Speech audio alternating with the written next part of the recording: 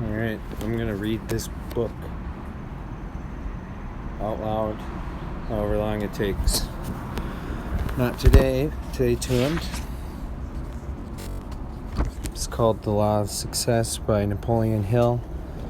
I can read you who Napoleon Hill was first. Napoleon Hill was born in 1883 in Wise County, Virginia.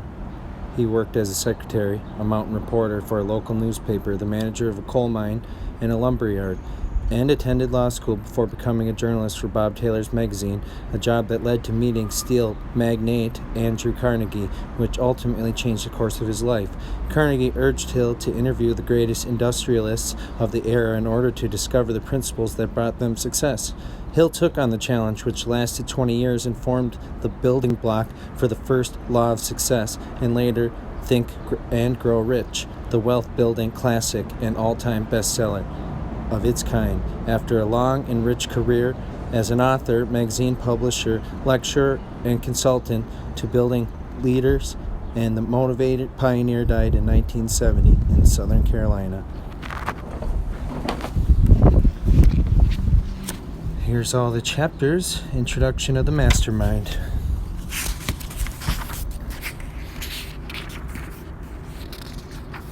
Allow me to light up Siggy number 1. Dedicated to Andrew Carnegie, who suggested the writing of Course and 2.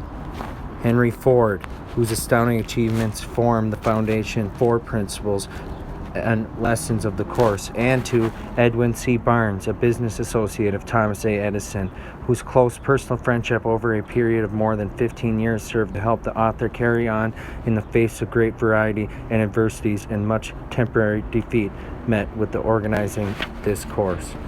Who said it could not be done? And what great victories has he to credit which qualify him to judge others accurately? Napoleon Hill. Beautiful quote. A personal statement by the author. Some 30 years ago, a young clergyman by the name of Gonzales announced in the newspaper of Chicago that he would preach a sermon of the following Sunday morning entitled, "What Would I Do If I Had $1 Million?" The announcement caught the eye of Philip D. Armour, the wealthy packing house king, who decided to hear the sermon. In this sermon, Dr. Gonzales pictured a great school of technology, and when the young man and young women could be taught how to succeed in life by developing their ability to think in practical rather than in theoretic terms. Where would they be taught to learn? By doing. If I had $1 million, said the young preacher, I would start such a school himself, and said, "Young men, I believe you can do all you said you could, and if you will come down to my office tomorrow, I will give you the $1 million you need. There's always plenty of capital for those who can create a practical plan for using it." That was the beginning of the Armour Institute of Technology, one of the very practical schools of the country. The school was born in the imagination of a young man who never would have been heard outside of the community in which he preached. He not been for the imagination plus the capital of Philip D. Armour. Every great railroad and every great outstanding financial institution and every mammoth business enterprise and every great invention began in the imagination of some one person. F.W. Woolworth created the 5 and 10 cent plan in his imagination before it became a reality and made it into a multimillionaire. Thomas A. Edison created the talking machine and moving picture machine and the incandescent electric light bulb and scores of other useful inventions in his own imagination before they became a reality. During the Chicago fire, scores of merchants whose stores went up in smoke near the smoldering embers in their former places of business, grieving over their loss. Many of them decided to go into other cities and start over again. In the group was Marshall Field, who saw in his own imagination the world's greatest retail standing of the self-famed spot where his former store had stood, which was then but a ruined mess of smoking timbers. That store became a reality. Fortunate is the young man or young woman who learns early in life to use imagination, and doubly so in this age of greater opportunity.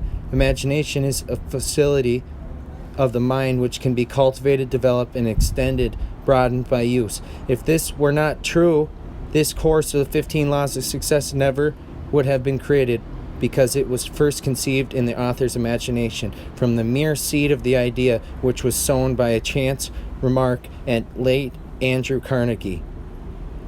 Wherever you are, whoever you are, whatever you may be following as an occupation, there is room for you to make yourself more useful, and in that matter more productive, by developing and using your imagination. Success in this world always matters of individual effort, yet you will only be deceiving yourself if you believe that you can succeed without the cooperation of other people. Success is a matter of the individual effort only to extend that each person must decide in his or her mind what is wanted. This involves the use of imagination. From this point on, achieving success is a matter of skillfully and tactically introducing others to cooperate.